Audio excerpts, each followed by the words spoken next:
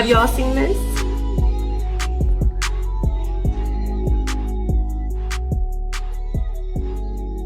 Welcome to She Knows DNA. My name is Miavana and I am a board certified genetic counselor. You know, I don't think this topic needs a long intro.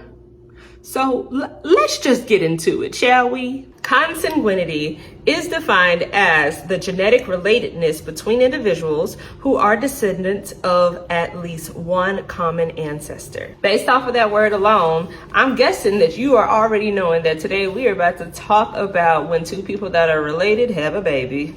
I am going to put a disclaimer out there. Just because that you may not find it okay to have children with someone you are related to, please know that there are all different types of cultures and religions and things to which consanguinity is acceptable. However, whether you know you had a baby by your cousin or not, they do come with genetic risk, and that is what I want to focus on. So we're not making fun of them, but we should know the effects as far as their children. So let's be honest, we are all related to some degree. But whenever it comes to the consanguinity, what we care about are those that may be like second cousins or closer. So second cousins, they share the same great-grandparents. So anybody, any lineage up under those great-grandparents, that would be considered consanguinity. So that would be the great-grandparents, kids. It is estimated that second cousins share about 3% of the same DNA. And then as you get closer to relatedness, that increases. Just like with your parents, you share 50%. If you're identical twins, you share 100%. A part of the job as a genetic counselor while we're talking to families is we draw out a pedigree. So here I have a picture of a pedigree, literally just drawing out the family. How we notate consanguinity are double lines, just to let us know that those two are related to each other. According to ACOG, a rule of thumb states that couples who are less closely related than second cousins will have risks similar to the general population. There are risks associated with being a child born to parents that are related, and those risks do include intellectual disability, blood disorders, congenital disabilities. There's a high morbidity and mortality rate in those children. They'll have challenges with speech and language.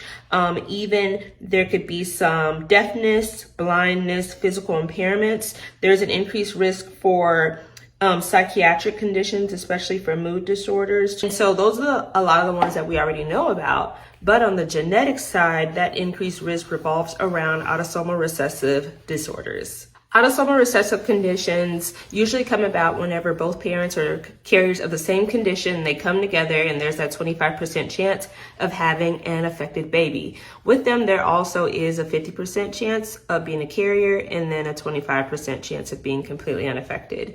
These do include conditions like sickle cell anemia, cystic fibrosis, spinal muscular atrophy, the list goes on. Do we see families that have autosomal recessive disorders and they're not related? Absolutely. But why that is a topic with this conversation is because, yes, we are carriers of multiple conditions. DNA is very long and there's all these changes that can happen along the way.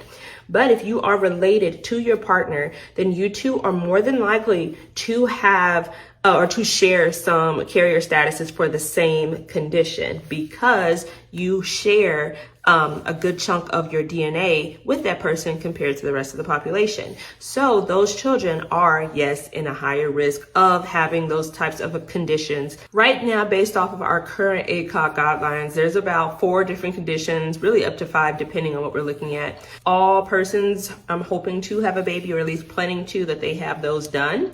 But if we know that the parents are related, we are going to order a bigger panel with hundreds of conditions because, again, we just know that there are likely going to be some similarities there. So we just want to do that just to be on the safe side. There are multiple options in order to help or even test for a baby that may be affected with these conditions. What you won't be able to find out before y'all have a baby or even during the pregnancy is how those other risks that I spoke of will affect the baby. So things like the developmental concerns or the language, or even like mental health conditions. With those, there's no test that'll be able to tell you that before the baby's born. That's more so going to be a thing of as they grow, then those types of conditions may manifest. This type of thing as to finding out if you're related to your partner or not, a lot of times we find that out accidentally. It's something called a region of homozygosity. Whenever they are looking at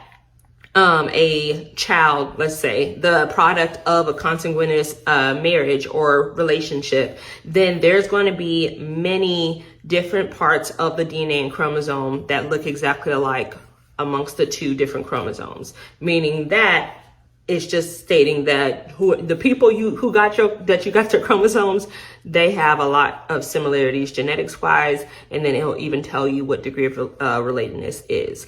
So because of this is why we make sure whenever we are throwing, genetic testing at you, we make sure you're well informed and consented, because we do know that this is a secondary finding. We make you aware, like, hey, this is gonna make us find out if y'all two are related, or even if you the daddy. Stuff like that happens.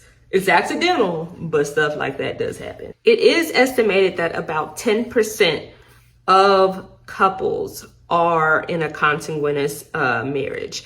And that percentage relates to the entire world. And of course, we do know that's going to be higher in certain cultures and populations, but that's a good amount of people. For couples that know that they're related, please come see a genetic counselor.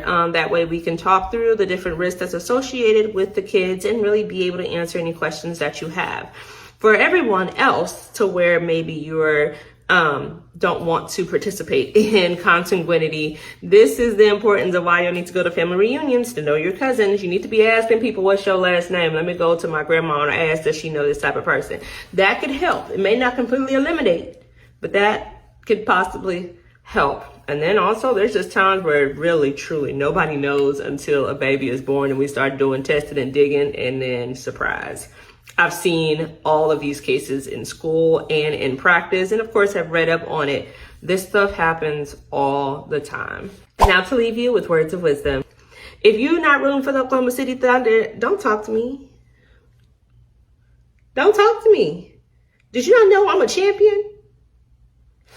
The ring, I know where the ring is going to go on my hand, because y'all know they haven't given the rings yet. But don't talk to me. No, go on to your little other team. Go on to your little other team. You can't sit with us. And I mean that. That's all I have for you guys today. Thank you so much for continuing to support She Knows DNA. Please feel free to like, comment, subscribe, all the things. And go ahead and keep bringing me the different topics that you would like me to talk about on this platform. Otherwise, may God bless you and keep you, and y'all have an amazing rest of your week. Bye.